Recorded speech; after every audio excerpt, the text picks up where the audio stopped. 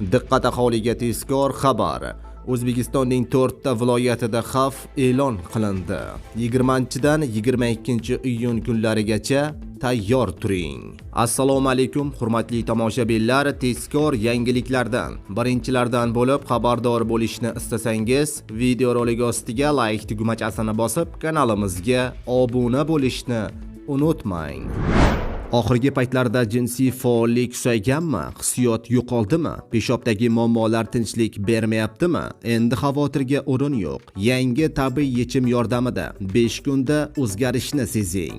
Quvvat tiklanadi, hissiyot uyg'onadi, ishonch qaytadi. Hayotingizga kuch-quvvat, baxt olib keling. Tabiiy yo'l bilan hech qanday kimyoviy dorilarsiz. Bugun sinab ko'ring, natijani o'zingiz ko'ring. Tabiiy yechim 5 kunda natija.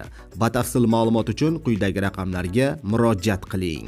Joriy yilning 20 va 22-iyun kunlari kutilayotgan yog'ingarchiliklar yog'ishi sababli respublikaning 5 ta viloyatida, jumladan Toshkent viloyati, Namangan viloyati, Farg'ona viloyati, Andijon viloyatlarining tog'oldi va tog'li hududlarida sel-suv toshqin hodisalari e'lon qilindi.